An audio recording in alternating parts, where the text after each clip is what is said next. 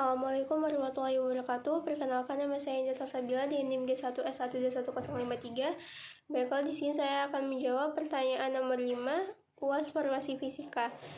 Pertanyaannya yaitu, stabilitas fisik suatu sediaan obat merupakan kemampuan mempertahankan sifat fisika, termasuk penampilan, kesesuaian, keseragaman, disolusi, dan kemampuan untuk disuspensikan.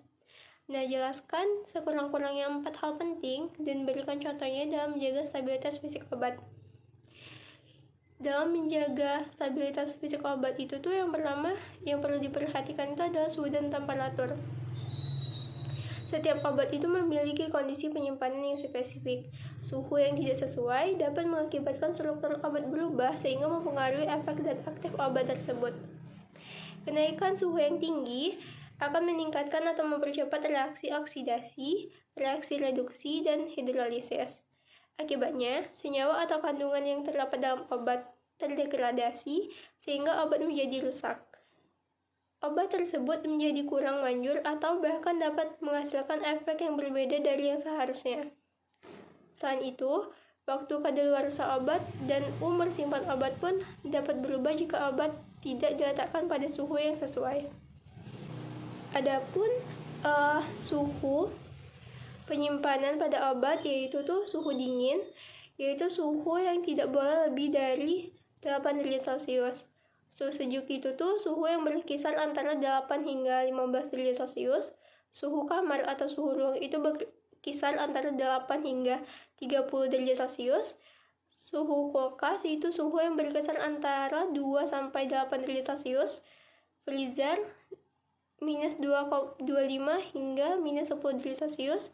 Hangat berkisar antara 30 hingga 40 derajat Celcius dan panas lebih dari 40 derajat Celcius. Contoh obat yang dipengaruhi oleh suhu yaitu obat meropenem. Nah, obat meropenem ini merupakan obat yang harus disimpan pada suhu 20 hingga 25 derajat Celcius.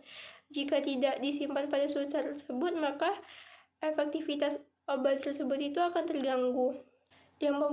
Yang mempengaruhi stabilitas obat berikutnya itu adalah pH. pH itu mempengaruhi laju dekomposisi senyawa obat. Jika terjadi perubahan pH, maka akan berisiko meningkatkan perubahan yang berdampak pada ketidakstabilan. Perubahan pH secara drastis dapat dicegah dengan melakukan penambahan buffer, sitrat, asetat, fosfat, laktat, dan askorbat.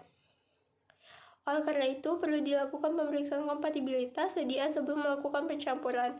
Misalnya, phenytoin stabil pada NaCl 0,5%, pada pH 6,8 hingga 8,1, dibandingkan jika dilarutkan dengan dextrosa 5% dengan pH 4,5 hingga 5,5. Faktor yang ketiga yaitu adalah intensitas cahaya. Cahaya memberikan efek panas dan reaksi petrokimia sehingga meningkatkan risiko terjadinya reaksi oksidasi yang berujung pada ketidakstabilan sediaan obat. Contohnya, masa kadaluarsa Ventolin sama dengan tanggal yang ditetapkan oleh pabrik. Jika kemasan foil tidak dibuka, namun jika sediaan Ventolin sudah dibuka dari kemasan foil, maka Ventolin harus tetap disimpan dan terlindung dari cahaya supaya stabilitasnya terjamin hingga 3 bulan ke depan. Selanjutnya yaitu agen pengkelat. Agen pengkelat atau pengomplos itu membentuk kompleks ion logam berat dan mencegah dari dekomposisi oksidatif dan terkatalisis. Misalnya pada turunan etiladiamin, tetraacetic acid, dan garamnya asam sitrat dan asam tartrat. Baiklah, sekian jawaban nomor 5 dari saya. Saya akhiri dengan Assalamualaikum warahmatullahi wabarakatuh.